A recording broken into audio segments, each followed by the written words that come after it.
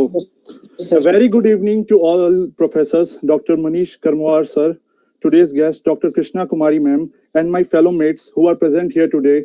Thanks for coming. And for this talk, I would like to thank GSTS team for giving me such a great opportunity to give this talk. I can't express how grateful I am for this. So, ma'am, from Shyamlal College in 2022. Today I am going to tell Dastan in Aurangzeb. So, ma'am, should I start with your permission?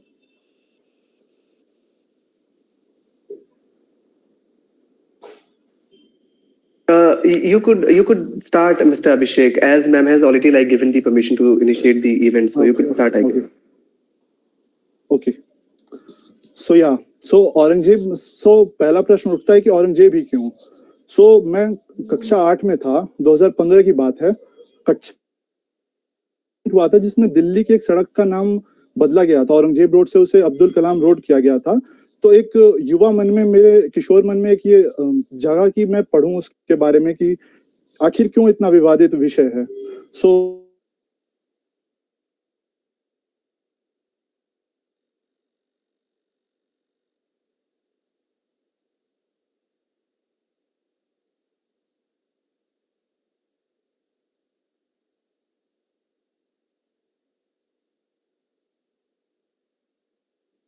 Shailendra, आवाज आ रही है क्या आपको? No sir, I guess कुछ network issue है उनकी तरफ से। 1918 में गुजरात के दाहोद शहर में हुआ था। वह शाहजहां और मुमताज की छठी संतान थे। दारा हेलो जी सर, आप अपना कैमरा ऑफ कर लीजिए। Maybe due to some technical glitches we are not hearing you, तो आप कैमरा ऑफ कर लीजिए और उसके बाद आप कंटिन्यू कीजिए। सो सर, अब आ रही है वॉइस? हाँ, यस यस यस यस, ठीक है सर। सो वो मुमताज और शाहजहां की छठी संतान थे। दारा और इनको जहांगीर के पास हॉस्टेज के रूप में रखा गया क्योंकि इनके पिता ने विद्रोह किया था, जिस विद्रोह को दबा दिया गया था। तब ये 8 साल के थे। इनके शिक्षक थे मीर मोहम्मद गिलान, जो 12 साल मक्का में रहे थे। और अब किसी भी व्यक्ति के जीवन में सबसे बड़ा प्रभाव जो उसके शिक्षक का होता है, तो इनके जो शिक्षक तो 12 साल मक्का में रहे थे। इसी तरह औरंगजेब ने कुरान को कंठस्थ लाइन कोट भी किया करते थे। इनकी भाषा जो थी वो तुर्की थी, फारसी, हिंदी और अरबी के ज्ञाता थे। कहा जाता है कि वे उन लोगों से मिलना ज्यादा पसंद करते थे जो इस्लाम के विशेषज्ञ हुआ करते थे। वो उनसे बातें किया करते थे और वो धीरे धीरे इस्लाम की गहराइयों में भी चले गए थे। उनकी इस्लाम में गहरी रुचि थी। वह रूढ़िवादी इस्लाम में मानते थे। कहा जाता है कि बादशाह बनने की बजाय उनका ध्यान इस्लाम पे ज्यादा था। बर्नियर, जो उस समय भारत की यात्रा कर रहे थे, ने कहा था कि शाहजहां ने जब औरंगजेब को दक्कन का गवर्नर नियुक्त किया तो उन्होंने कहा कि अगर वो फकीर बन जाते हैं तो उन्हें ज्यादा खुशी होगी। वे चाहते थे कि वे केवल इस्लाम के बारे में ही सोचें। एलिफेंट फाइट की एक घटना होती है। साल था जून 1633। सम्राट शाहजहां हाथियों का युद्ध देख रहे थे अपने चारों बेटों के साथ। उसी दौरान अचानक एक हाथी औरंगजेब के ऊपर हमला कर देता है, जिसका सामना औरंगजेब बहुत बहादुरी पूर्ण तरीके से करते हैं। इसमें सर, एक बार मैं कैमरा स्टार्ट करूं? अभी मैंने चेक किया है तो ग्लिचेस क्या पता सही हो गया होगा। अगर नहीं, go ahead, it's go ahead. Okay sir. जिसमें शुजा और जयसिंह उनकी मदद करते हैं और औरंगजेब जो है अपने स्पेयर से उस हाथी को मार देते हैं। और इसके बाद बादशाह शाहजहां जो है वो प्रसन्न होते हैं और उन्हें बहादुर की उपाधि देते हैं। इस लड़ाई के बाद, हाथी से युद्ध के बाद, औरंगजेब एक बयान देते हैं कि वह कहते हैं कि ये लड़ाई अगर मेरे लिए घातक भी सिद्ध होती तो इसमें लज्जा की कोई बात नहीं थी, क्योंकि बादशाह के लिए भी मृत्यु जो है वो निश्चित है। मेरे भाइयों ने जो किया, लज्जा की बात उसमें थी, यानी जो वो पीठ दिखा के भाग गए, वो कहीं ना कहीं दारा सिखों की बात कर रहे थे उसमें। उनके दारा के साथ संबंध कैसे थे ये अगर देखें तो औरंगजेब जो है दारा को काफिर कहते थे क्योंकि वो सेकुलर थे कुछ प्रकार से, और दारा उन्हें नवाजी कह के बुलाते थे क्योंकि दारा के ऊपर जो प्रभाव था वो मियां मीर और सरमंद कसानी का था और वो उदार थे, धर्मनिरपेक्ष थे। दारा जो थे वो फारसी और संस्कृत के ज्ञाता थे। उन्होंने कई प्रकार के ग्रंथों का फारसी में अनुवाद भी किया था। इसके अलावा औरंगजेब की नफरत का एक और कारण था। वो कारण थे उनके पिता। कई बार शाहजहां ने यह घोषणा की थी कि दारा ही मेरे बाद बादशाह बनेगा और उन्होंने कई अधिकार दिए दारा को। जैसे मानुची लिखते हैं कि दारा के लिए एक अलग से सिंहासन बनवाया गया जिसको शाहजहां के बगल में रखा जाता था। तो आप सोच सकते हैं कि उनका प्लेस कितना करीब था बादशाह के। और लोगों को शाहजहां से मिलने के बाद दारा के सामने सिर झुकाना चाहिए, ऐसा कहते हैं शाहजहां। दूसरी ओर शाहजहां ने औरंगजेब को कई बार दंड दिया था। एक बार की बात है, औरंगजेब की बहन जहांआरा जल गई थी, तो औरंगजेब दक्कन से लेट आए तो शाहजहां ने उन्हें फटकारा और उनको हटा दिया था अपने पद से। औरंगजेब को लगा कि ये सब जानबूझ के मुझे बेइज्जत करने का प्रयास किया जा रहा है। और एक बार दारा ने अपने दोस्तों से कहा था कि वो औरंगजेब को शक की निगाहों से देखता है और उसे उस नमाजी औरंगजेब से बहुत बेचैनी होती है। शासन विस्तार अगर हम देखें औरंगजेब का कहाँ तक था, पीपीटी में देख पा रहे होंगे कि मैप में औरंगजेब का शासन काल दर्शा रखा है, कितना मतलब शासन का विस्तार कितना था वहां उनके। तो शासन का उनका विस्तार था पूरी तरह से कर्नाटक से लेके गजनी से लेके चिटगांव तक, कश्मीर से लेके कर्नाटक तक भारतीय उपमहाद्वीप जो था वो एक राजदंड का पालन हो रहा था उसके अंदर। साम्राज्य जो था एक पॉलिटिकल इकाई थी। प्रांत जो थे केवल राजाओं द्वारा ही नहीं बल्कि सीजे ताज के सेवकों द्वारा शासित थे। औरंगजेब का जो साम्राज्य था वो अशोक से समुद्रगुप्त से भी बड़ा हो गया था। सीधे 150 मिलियन जो के लोग थे उनके ऊपर औरंगजेब ने 49 वर्षों तक शासन किया था और मुगल साम्राज्य को उसको सबसे बड़ी सीमा तक उन्होंने विस्तारित करने का काम किया था। आधुनिक भारत में उनके प्रभाव के बारे में बात करते हुए पाकिस्तान के नाटककार शाहिद नदीम में एक रोचक टिप्पणी करते हैं। वो कहते हैं कि विभाजन का बीज उसी दिन बो दिया गया था जब औरंगजेब ने अपने भाई दारा शिकोह के ऊपर विजय प्राप्त की थी। अब इतिहास लेखन में किस प्रकार से मार्क्सवादी और राष्ट्रवादी इतिहासकार उन्हें किस प्रकार से देखते हैं, हम इसकी चर्चा करेंगे। पहले आते हैं राष्ट्रवादी लेखन के ऊपर। राष्ट्रवादी लेखन में औरंगजेब के ऊपर लिखने के सबसे बड़े जो सानी है वो है सर जदुनाथ सरकार। ये लिखते हैं कि औरंगजेब की आंख बंद करने से पहले ही मुगल साम्राज्य जो था वो वित्त और प्रतिष्ठा में दिवालिया हो चुका था, प्रशासन टूट चुका था।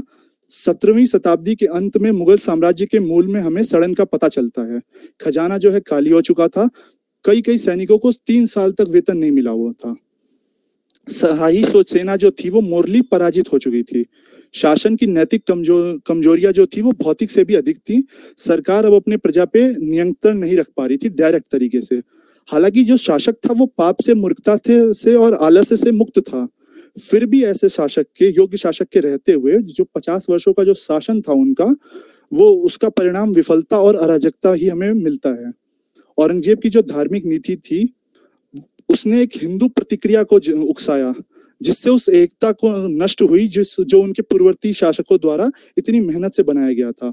और औरंगजेब ने जो शाहजहां के साथ व्यवहार किया था, अपने पिता को जेल में डाल देना या आगरा किले का पानी रोक देना, वो उस समय के भी नैतिक बोध और सामाजिक मर्यादा के विरुद्ध था। इसी तरह आरसी मजूमदार जी लिखते हैं कि उनका शासनकाल जो था औरंगजेब का, वो भारत के इतिहास काल में एक त्रासदी थी। डेक्कन शिवाजी राजे के मराठा राष्ट्रवाद को कुचलने के लिए ये जाते हैं औरंगजेब। सम्राट अपनी पूरी सेना लेके जाते हैं, सर्वश्रेष्ठ अधिकारियों को लेके जाते हैं और 1/4 सदी के लिए डेक्कन में ही रहते हैं। वो 87-88 साल की उम्र तक बादशाह दर दर भटकते हैं, किले दर किले भटकना पड़ता है, वो फिर भी मराठा राष्ट्रवाद को कुचल नहीं पाते हैं।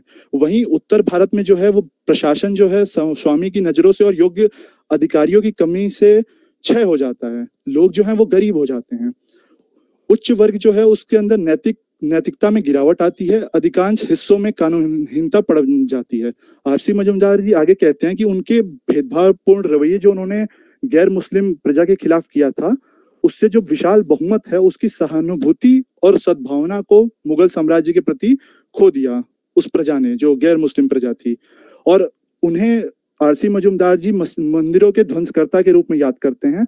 वो कहते हैं कि औरंगजेब ने सबको तो छोड़ो, जयपुर का जो राज्य था जिसने मुगलों के लिए सबसे ज्यादा बलिदान दिए, उस राज्य को भी नहीं बख्शा। वहां भी आमेर के अंदर उसने 66 मंदिरों का विध्वंस किया था।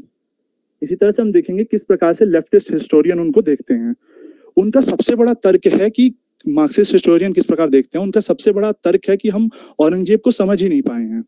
इतिहासकार हरबंस मुखिया के शब्दों में कहें तो वो किसी ऐतिहासिक व्यक्ति को हम आज के समाज के नियम के हिसाब से नहीं परख सकते। जो हमारा परखने का पैमाना है वो भी उसी समय का होना चाहिए। और वो एक बात कहते हैं कि हम औरंगजेब को ही सिर्फ गलत क्यों मानते हैं, यही काम तो अशोका ने भी किया था। अपने भाइयों को उसने ही मारा, उसकी वजह से लाखों लोग मारे गए कलिंग युद्ध में, तो हम सिर्फ औरंगजेब को ही क्यों गलत मानते हैं, अशोका को क्यों नहीं गलत मानते।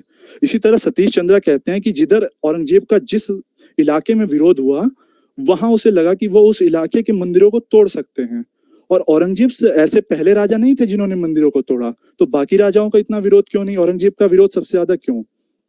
सतीश चंद्र आगे बताते हैं कि जो जजिया था उसमें महिलाओं और अपंगों को छूट थी, तो ये उद्देश्य कतई नहीं हो सकता कि धर्म परिवर्तन कराने के लिए जजिया लगाया गया था। इसका उद्देश्य था मुल्लाओं का समर्थन जीतना, जो काजी थे, इनका समर्थन जीतना इसका उद्देश्य था, और काजियों को जजिया वसूलने के बहाने काम भी मिल गया।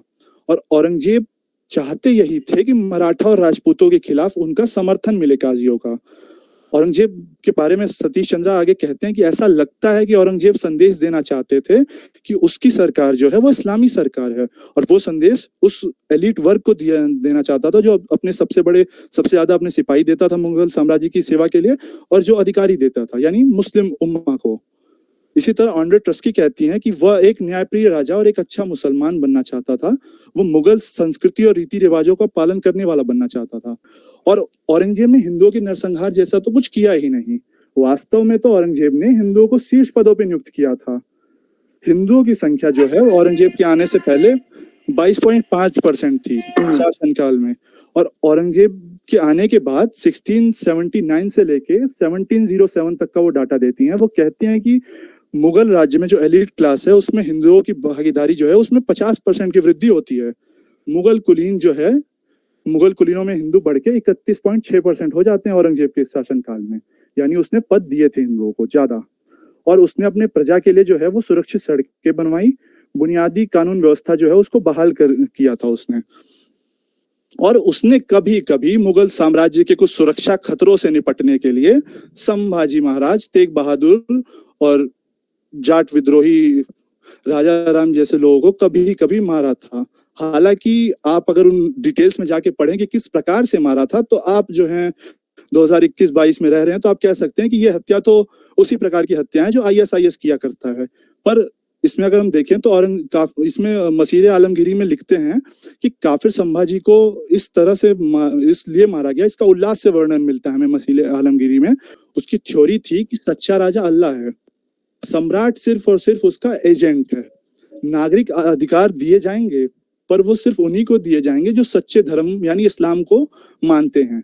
जो गैर मुसलमान है वो राज्य का नागरिक हो ही नहीं सकता, क्योंकि उसकी स्थिति जो है वो गुलामी का संशोधित रूप है। वो एक अनुबंध के तहत रहता है, जिस अनुबंध को कहते हैं जिम्मा, और उस अनुबंध के लिए उसे देना होगा जजिया यानी पैसा देना होगा उसको। और रूढ़िवादी इस्लाम के बाहर किसी भी संप्रदाय के लिए सहनशीलता जो है वो एक पाप है। उसके बाद अहमदाबाद में इसके कुछ उदाहरण देखेंगे कि उसने किस प्रकार से अपने ही समुदाय के लोगों को प्रताड़ित करने का काम किया। तो अहमदाबाद में मुगल सैनिकों ने एक नरसंहार किया, जिस समुदाय का नरसंहार किया उसका नाम था महदवी। उनके कुछ सदस्यों को मारा। वो समुदाय जो था वो 15वीं शताब्दी के आखिर में बना था। इसी तरह औरंगजेब ने इस्लामी बोहरा समुदाय को अपने शासन काल में परेशान किया।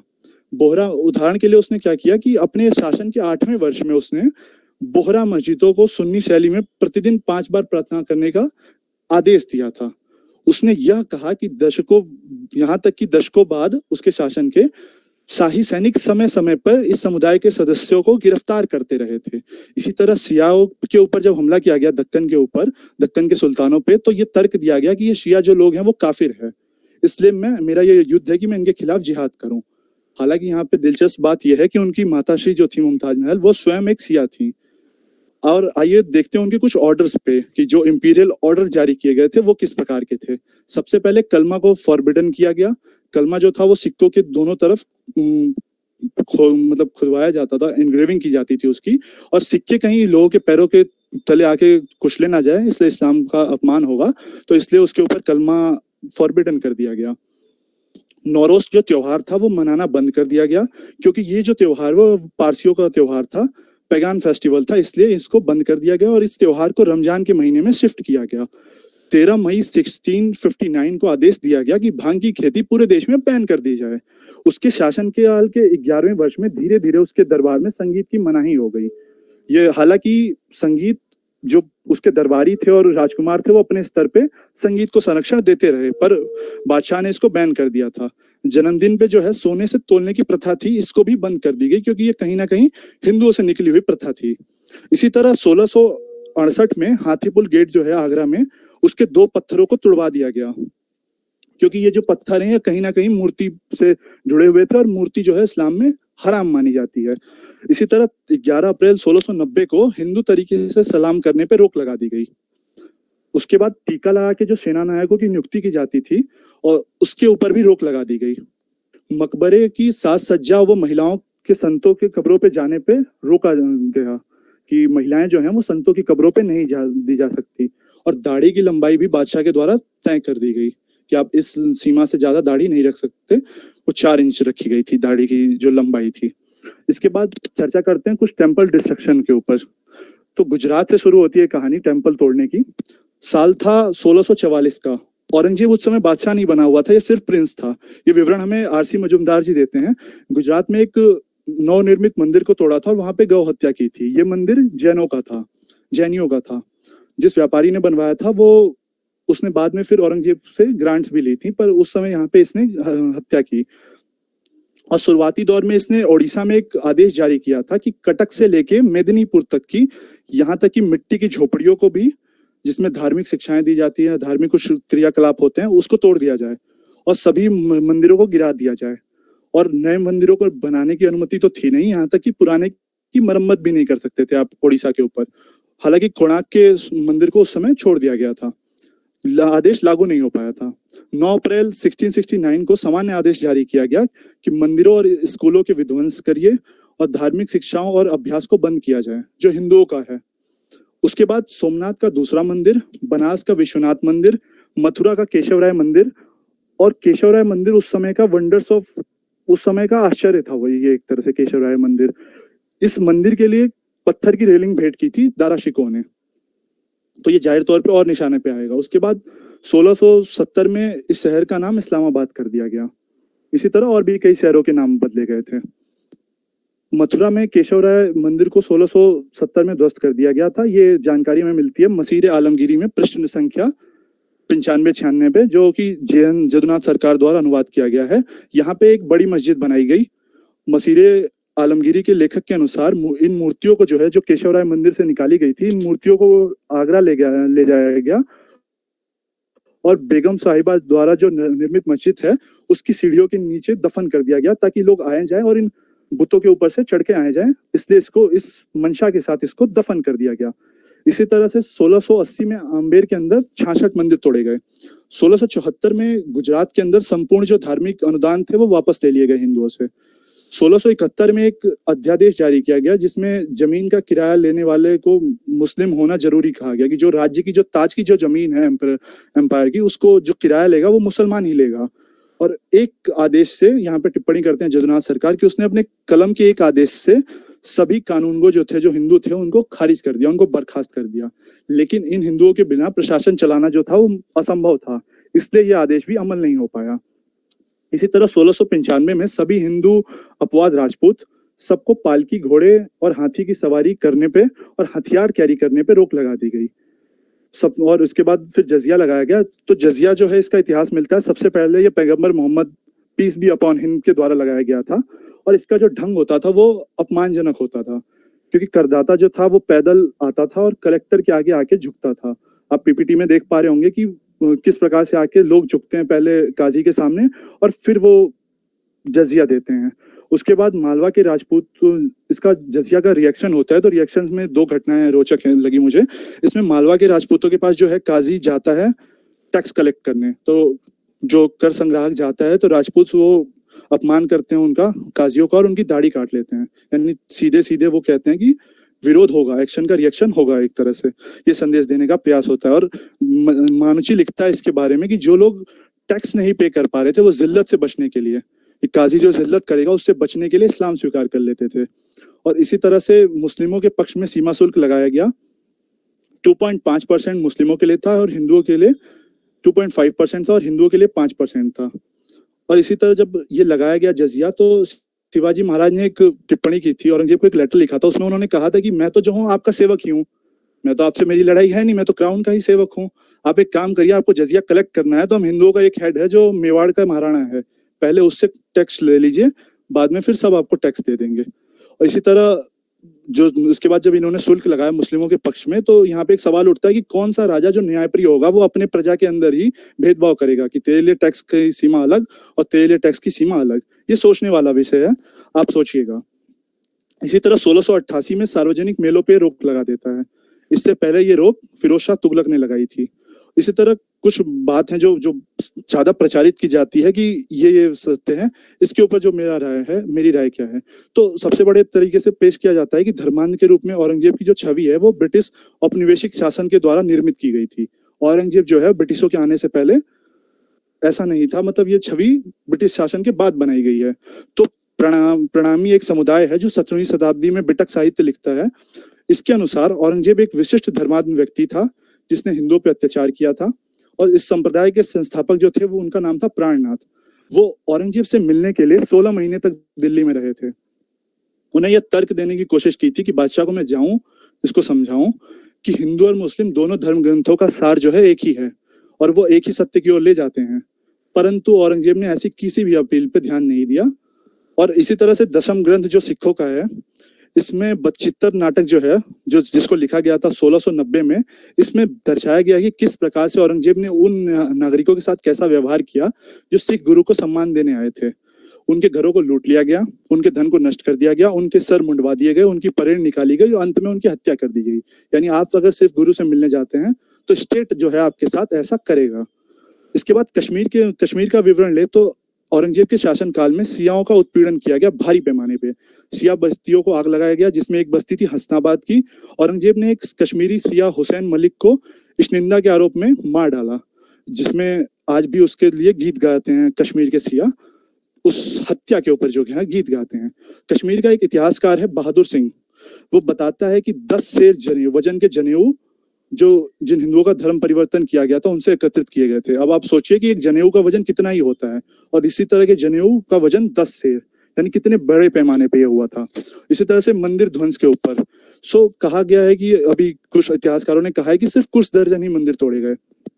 हम सब जानते हैं कि सच्चाई ये थी कि औरंगजेब के शासनकाल में सिर्फ कुछ ही मंदिर बचे थे, और ये मैं उत्तर भारत के संदर्भ में बात कर रहा हूँ। और उत्तर भारत में कोई भी बड़ा मंदिर बचा नहीं था। आप एग्जाम्पल ले लीजिए, बनारस का मंदिर तोड़ दिया था, यहाँ मथुरा का मंदिर तोड़ दिया था, और अयोध्या का मंदिर पहले ही तोड़ा जा चुका था। कोणार्क का मंदिर जो था ताला लटका दिया गया था, सोमनाथ का मंदिर भी तोड़ दिया गया था। तो उत्तर भारत में एक भी बड़ा मंदिर नहीं। इसी तरह से बख्तावर खान जो है औरंगजेब के दरबार में था, ये लिखता है मिरात ए आलम में कहता है ये कि काफिरों के तमाम धार्मिक ढांचों को और इन बदनामों के बड़े बड़े मंदिरों को हमने नष्ट कर दिया है, और इतने कठिन कार्य के समापन पे हमें आश्चर्य होता है कि ये हमने कर कैसे लिया।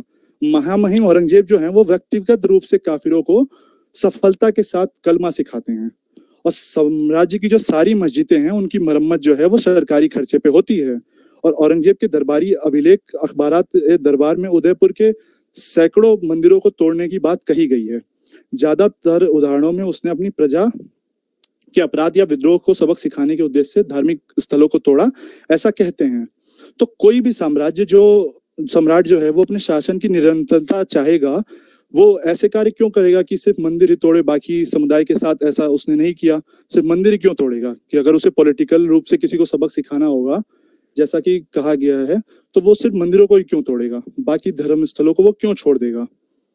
बामियान के बुद्ध का एग्जाम्पल अगर लें तो बामियान के बुद्ध जो है, आपने सुना होगा कि 2001 में तालिबान ने बामियान के बुद्ध को डायनामाइट लगा के उड़ा दिया था। अब यहाँ पे सोचने की बात है कि मैं औरंगजेब की बात करते करते कहाँ 2001 पे आ गया, बामियान के बुद्ध की बात करने लगा। तो बामियान के बुद्ध की बात मैं इसलिए कर रहा हूँ कि तालिबान ऐसा पहला संगठन नहीं था जिसने इस बामियान के बुद्ध को तोड़ा था। इसकी कोशिश पहले औरंगजेब ने की थी। इसका जो सोर्स है वो है यूनेस्को की ऑफिशियल वेबसाइट। दिलचस्प बात यह है कि तालिबान ने हाल ही में संगीत पे भी बैन किया है, और यही काम आलमगीर औरंगजेब ने अपने शासन के 11वें वर्ष में ही कर दिया था। तालिबान ने तो अभी किया है। इसके बाद अगला तर्क है जो है, औरंगजेब ने अपने शासनकाल में हिंदुओं को पद दिए थे। सच्चाई यह है कि औरंगजेब के समय में हिंदू मनसबदारों की संख्या बड़ी थी, इस बात से कोई नहीं इनकार कर रहा। ये पर इसमें ध्यान देने वाली बात है कि यही वो टाइम पीरियड था जब दक्कन पहली बार परिदृश्य में आया था, और इसी तरह की वृद्धि हमें बीजापुर में भी और गोलकुंडा में भी देखने को मिलती है। और किसी को पद देना इस बात का प्रमाण नहीं माना जा सकता कि बादशाह जो है आताताई नहीं है। अगर इसी तर्क पे बात करें तो जर्मन सेना में 1.5 लाख सैनिक जो थे वो यहूदी थे। पीपीटी में भी आप देख सकते हैं। बुक का नाम है Hitler's juice soldier bye mark rig, जो कि एक अमेरिकी इतिहासकार है। अब हिटलर अगर यहूदियों का नरसंहार कर रहा है और पद भी दे रहा है, तो इस हिसाब से फिर औरंगजेब को भी इसी तर्क पे हम तोल सकते हैं। तो ये कोई बात नहीं हुई कि जो पद दे दे वो हत्या नहीं कर रहा। और अब हिटलर की बात की है तो इसमें ये बताना मेरा नैतिक कर्तव्य बनता है कि औरंगजेब के पास क्या कोई ऐसा डाटा है कि औरंगजेब ने कितनी हत्याएं की हैं। तो मानुची के अकाउंट पे प्यू रिसर्च सेंटर का एक डाटा है जिसमें ये बताते हैं, और एक बुक है the great book of horrible things, इसके लेखक जो है मैथ्यू वाइट है। उनके अनुसार 4.6 मिलियन लोगों के नरसंहार का कारण जो है वो बादशाह था। 4.6 मिलियन लोग। इसी तरह धर्मांतरण को लेके जो दिशा निर्देश थे वो सरल थे। इसमें कहा गया था कि एक हिंदू पुरुष और महिलाओं को धर्मांतरण पे जो है क्रमशः 4 और 2 रुपए दिए जाएंगे। इसका स्रोत जो है वो सियाहे अखबारात ए दरबार ए मुल्ला में जो 7 अप्रैल 1685 की एंट्री है उसमें ये बताया गया था। यानी स्टेट जो है कहीं फंड कर रहा है अगर आप कन्वर्ट होते हैं इस्लाम में तो। सो कंक्लूजन पे आते हैं हम। सो क्या सच में हम औरंगजेब एक ऐतिहासिक शख्सियत था, इस बात से कोई इनकार नहीं कर सकता, पर सच में क्या वो सम्मान से याद करने लायक था जैसा कि आज कुछ इतिहासकारों के द्वारा प्रयास हो रहा है? क्या वो सच में सम्मान से याद रखने लायक है? फिर भी अगर हम उसको याद भी रखते हैं तो हम उसका पूरा सच क्यों नहीं बताते? हम बस कुछ चीजें चेरी पिक करके उसको व्हाइट वॉश करने का प्रयास कर रहे हैं। वो एक ऐसा शख्स था जिसने तलवार के बल पे सभ्यता को बदलने का प्रयास किया। उसने संस्कृति को कट्टरता से कुचलने का प्रयास किया था, इससे कोई दो राय है ही नहीं इसमें। वो असफल रहा था इस बात में। इसी में और जवाहरलाल नेहरू जो है टिप्पणी करते हैं कि तथाकथित भव्य मुगलों के अंतिम औरंगजेब ने घड़ी को पीछे ढकेलने की कोशिश की थी, और इस प्रयास में उसने ना सिर्फ उसको पीछे ढकेला बल्कि घड़ी को तोड़ भी दिया था। और हम अगर एज ए स्टूडेंट बात करें तो हम विद्यार्थी हैं, और हमारा ये नैतिक कर्तव्य बनता है कि हम इतिहास के सभी पक्षों को पढ़ें, और पढ़ने के बाद सभी पक्षों को अंत में सच को जानें, और सच को जब जान जाएं तो उसको बोलने की हिम्मत भी रखें। शायद इन चीजों से हमें नहीं डरना चाहिए कि कोई हमें टैग कर देगा कि आप ये हो या आप इस विंग में हो। ये हम विद्यार्थियों के लिए हमें इससे फर्क नहीं पड़ना चाहिए, ये मेरा पर्सनल मानना है। इसी के साथ साथ इस बात से भी कोई इनकार नहीं कर सकता कि औरंगजेब जो था वो एक योग्य सेना नायक था, जिसमें सभी योग्यताएं मौजूद थी जो एक सफल शासक के अंदर होनी चाहिए। पर उसने अपनी भेदभावपूर्ण नीतियों के कारण और हिंदुओं को जो सबक सिखाने की उसकी लालसा थी कि हिंदू काफिरों को सबक सिखाया जाए, उसने इस बात के ऊपर अंत में इसमें कहीं ना कहीं इसको रोका इसको। और हम जो है एक लोकतांत्रिक व्यक्ति और मानवतावादी होने के नाते हमारा ये कर्तव्य बनता है कि अगर किसी ने जेनोसाइड किया, जैसे मैंने डाटा दिया 4.6 मिलियन लोगों का, तो अगर हम इसी पैमाने पे हिटलर का सम्मान नहीं करते तो जो व्यक्ति 4.2 मिलियन लोगों की मृत्यु का जिम्मेदार है तो उसका हम सम्मान क्यों करें? भारत के इतिहास में सत्य यह है कि औरंगजेब सबसे क्रूरतम बादशाह रहा है। इस क्रूरतम शासन का ही परिणाम है कि मुगलों के खिलाफ मराठा खड़े हुए, सिख खड़े हुए, सतनामियों का विद्रोह हुआ, उधर अहोम्स खड़े हुए। यानी पूरे भारत में कहीं ना कहीं अपने अपने स्तर पे सब विद्रोह कर रहे थे सब लोग।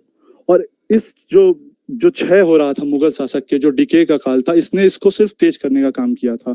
सो एक लास्ट कोट में कहना चाहूंगा कि जिस तरह से नेपोलियन वन कहता था कि वो स्पेनिश अल्सर ही था जिसने मुझे बर्बाद कर दिया था, तो सब पढ़ने के बाद अगर जो छत्रपति शिवाजी महाराज और संभाजी राजे और दक्कन शक्तियों ने जो एक गठबंधन बनाया था, जिस प्रकार से विरोध किया था औरंगजेब के खिलाफ, तो दक्कन ने औरंगजेब को बर्बाद कर दिया।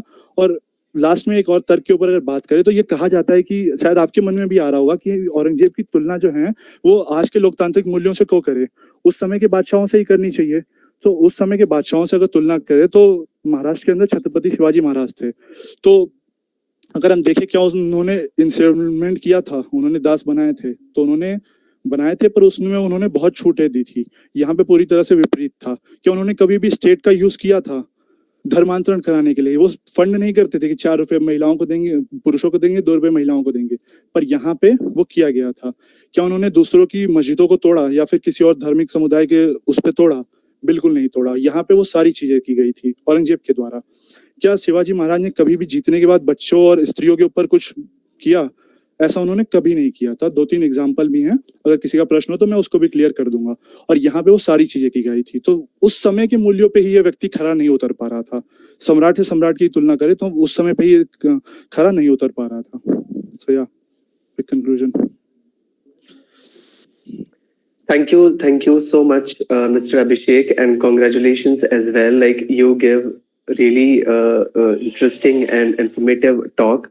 Like you put all the like pros and cons of Aurangzeb before us, जो हमारी traditional knowledge थी about the Aurangzeb, और कुछ बहुत ही interesting information you put forward. So that was indeed a great talk by you. Okay.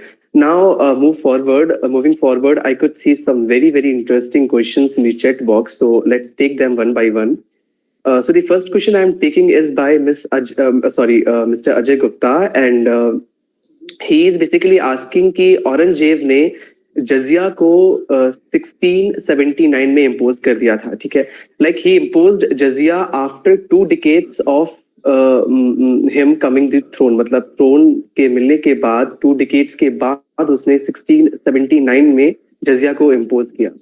अगर उसे वाकई Hindus से रिवेंज लेना होता तो वो इस पर्टिकुलर टेक्स्ट को 1658 में ही क्यों ना इम्पोज कर देता जब से थ्रोन मिला था। तो इस पर्टिकुलर चीज को आप कैसे एनालाइज करते हैं, मिस्टर अभिषेक? Thank you. तो जैसे मैंने बताया कि जजिया का क्या क्या रिएक्शन हुआ था। आवाज आ रही है? कैमरा शायद जैसे मैंने बताया आवाज आ रही है। आपने जजिया लगाया, कहीं सिख खड़े हो गए, मराठा खड़े हो गए, पूरे देश से आपके खिलाफ विद्रोह की आवाजें उठने लगी। अब आते ही अगर जजिया लगा देते तो शासन आपका वैसे ही जमा नहीं था। आपके जो दारा शिकोह के बच्चे थे और जो आपके भाई थे वो खुद विरोध कर रहे हैं, और आप आते ही लगा देते तो ये शक्तियां जिन्होंने सिर्फ आपसे लड़ाई लड़ी थी, शायद ये शक्तियां आपको उखाड़ के फेंक भी देती। तो जब तक आपकी जड़ें गहरी नहीं हुई आपने वेट किया, आपने इवन मंदिरों को भी नहीं तोड़ा। 1659 में इसने बनारस के लिए एक बहुत अच्छा आदेश जारी किया। इसमें आदेश को पढ़ के पता चलता है, उसमें कहा कि बनारस के किसी मंदिर को हम हाथ नहीं लगाएंगे। और 10 साल बाद क्या किया, जब जैसे ही उसका शासन गहराई से जमा, उसने सारे मंदिर बनारस के तोड़ दिए। सिर्फ 1-2 नहीं, बहुत सारे मंदिर बनारस में तोड़े थे। तो यही रीजन था कि उस समय उसका शासन जो जमा नहीं था, जैसे ही जमा उसने अपने रंग दिखाने चालू कर दिए। सो या next question please. Okay, thank you so much. Now the next question by Miss Shubhi, और वो पूछ रही है कि जजिया को औरंगजेब ने इम्पोज किया, इसका इफेक्ट क्या हुआ जो पुअर स्ट्राटा थी, मतलब जो गरीब वर्ग था सोसाइटी का, उस पे इस जजिया का क्या इम्पोज हुआ, मतलब क्या रिएक्शन रहा इस जजिया का? एक बार मैं क्वेश्चन रिपीट करूंगा कि जो पुअर वर्ग है उसके ऊपर जजिया का क्या इम्पैक्ट पड़ा, ये क्वेश्चन है? या एग्जैक्टली यस। ओके हाँ, तो जैसा मानुची ने बताया, उसने क्या कहा, वो कहता है कि जो लोग कन्वर्ट नहीं होते, जैसे मान लीजिए मेरे ऊपर आपने टैक्स लगा दिया, अब मैं क्या करूंगा कि आप मुझे जलील करेंगे, जैसे करते हैं मकान मालिक किराएदारों को कि तुम अगर पैसे नहीं दोगे तो रोज जलालत सहो। तो उसी तरह से गरीब वर्ग ने क्या किया कि वो नहीं जलालत सह पाते थे, उन्होंने क्या किया, चुपचाप इस्लाम कबूल कर लो, आपको कोई जजिया नहीं देना पड़ेगा, इवन स्टेट आपको पैसे भी दे रहा है। और इंटरेस्टिंग बात यह है कि इसने जजिया तो लगाया था पर इसने ज़कात नहीं लगाया था, तो गरीब वर्ग के ऊपर यही प्रभाव पड़ा, वो कन्वर्ट हो गया धीरे धीरे। Okay, last question is by Mr. Mohit, and he is asking कि औरंगजेब ने टेम्पल्स को डिस्ट्रॉय किया, औरंगजेब ने सिख को, जाट्स को, मराठास को एजिटेट किया, औरंगजेब के टाइम पीरियड में रेगुलर अटैक्स भी होते रहे उसकी पुअर पॉलिसीज की वजह से। तो अगर कंक्लूजन वाइज देखें तो इन सभी चीजों ने इंडिया को इंटरनली किस तरीके से डिवाइड किया? देखिए, इंटरनली डिवाइड तो था, क्योंकि जो पीस का पीरियड होता है जिसमें आप इकोनॉमिकली ग्रो करते हैं, जिसमें आप प्रॉस्पर होते हैं, वो तो था ही नहीं।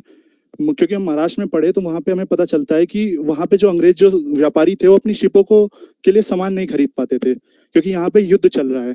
इसी तरह से पंजाब में भी अशांति थी, और इन समुदायों के बीच में ये जो दुश्मनी है वो आप भी आज भी देख सकते हैं। क्योंकि आंड्रे टस्की ने अपनी बुक में लिखा है कि कोई शिवसेना के एमपी टिप्पणी करता है औरंगजेब की औलाद किसी अधिकारी के ऊपर, वो टिप्पणी करता है। तो देखिए ना, ये जो कटुता उस समय बोई गई थी वो आज भी चल रही है। इंटरनली हम डिवाइड हुए थे, सिखों के में भी है कि उसने हमारे गुरुओं को मारा था। इस तरह से हर समुदाय के अंदर वो व्याप्त है कहीं ना कहीं आज के अंदर भी। और शाहिद नदीम की टिप्पणी से खत्म करूंगा अपनी बात को कि उन्होंने कहा था कि वो कटुता ही थी जिसकी परिणति हुई 1947 में। सो या Okay, Salim, thank give you. me 10 seconds. Salim, give me 10 seconds. One Sure, sir. question by SK Nijamuddin. Nijamuddin, if you are here, अगर आप यहाँ पे हैं तो can you open your mic and ask question directly to Abhishek? Am I audible to you? Yes, Nijamuddin. Yes. So my question is about कि ये जो temple destruction को हम देखते हैं एज अ टेम्पल डिस्ट्रक्शन को हम एसोसिएट करते हैं औरंगजेब पॉलिसी से, तो ये माना जाता है कि he was a very fanatic and Orthodox. तो उसने ही खाली औरंगजेब नहीं, ओनली औरंगजेब ने ही टेम्पल्स को डिस्ट्रक्ट किया है। बट टेम्पल को हम ऐसे भी देख सकते हैं कि एज अ हिस्टोरिकली हिस्टोग्राफी में ये माना जाता है कि टेम्पल जो है वो स्टेट का किंगशिप का एक पार्ट है। अगर आप कोई भी रूलर अगर आता है, कॉन्कर करता है, तो वो सबसे पहले टेम्पल्स को एंड कोई रिलीजियस प्लेस को अटैक करता है। सो हम ये कह सकते हैं कि temples Yes, Nijamuddin. Yes, yeah. Well taken. Yes, Abhishek, go ahead. Sir ये जैसे किंगशिप का रोल देखते हैं तो जैसे ये बात तो हो गई औरंगजेब के टाइम की। हम पहले के किंग्स में ऐसा क्यों नहीं देखते? अगर एक हिंदू किंग जो है दूसरे को हरा रहा है तो वो क्यों नहीं टेंपल तोड़ रहा है? इसका सिर्फ और सिर्फ रीजन था इस्लामिक जो बुक्स के अंदर लिखा गया है कि आप मूर्तियों को नहीं रहने दोगे। और औरंगजेब जो है वो रूढ़िवादी इस्लाम में मानता था, जैसा मैंने बताया, वो इसलिए तोड़ता है। और अगर यही बात अगर हम मान भी लेते हैं कि चलिए टेम्पल्स को ही तोड़ा, तो किंगशिप का ऐसा ही मॉडल जो हम मस्जिदों के अंदर हमें क्यों नहीं देख पाते हैं कि वो सिर्फ जीत रहा है तो सिर्फ टेम्पल्स ही क्यों तोड़ रहा है, मस्जिदों को क्यों छोड़ रहा है? वो गोलकोंडा के अंदर तोड़नी चाहिए थी उसे सारी, बीजापुर के अंदर तोड़नी चाहिए थी, ताकि उसी के आदिलशाही बादशाह का खुतबा पड़ता है उसको इससे भी कोई आपत्ति नहीं होती। तो उसका सिर्फ रीजन था कि वो टेम्पल्स थे इसलिए उसने तोड़ा, और हिंदू किंग किसी ने ऐसा नहीं किया था कि टेम्पल्स को तोड़ा हो। सो या sir. Okay, thank you so much, Mr. Abhishek, for your answer, like the way you have taken the questions. Now, there is one more question from like my side. We always ask this question to like almost to our every speaker of this platform, that what was your experience with this platform, Graduate Scholars Talk Series? मतलब मैंने पहले भी बहुत events में participate किया, debating के या फिर और अन्य, तो उसमें सबसे वन ऑफ द बेस्ट रहा है। छोटी छोटी चीजों का ध्यान रखना है कि आपको कुछ आर्टिकल्स चाहिए क्या, या आप पीपीटी आपने बनाई उसमें आपको हेल्प चाहिए क्या, या फिर मनीष सर ने जितने भी मुझे बताया कि आप ये चीजें गलत करो, ये चीजें सही करो, इसको ऐसे करो, तो पूरी टीम का मैं बहुत शुक्रगुजार हूँ और आपने बहुत ज्यादा हेल्प की है। सो या मतलब बेस्ट एक्सपीरियंस रहा है मेरा।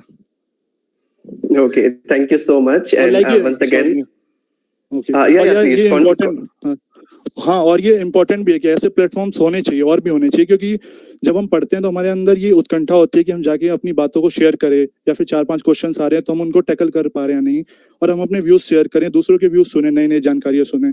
तो ऐसे प्लेटफॉर्म्स बहुत जरूरी हैं और होने भी चाहिए। और थैंक यू सर को कि और आपकी पूरी टीम को कि आपने 107 टॉक्स किए हैं ऐसे, और आगे आप और भी ज्यादा करें। इसके लिए बधाई, आपको धन्यवाद भी और बधाइयाँ भी, शुभकामनाएं।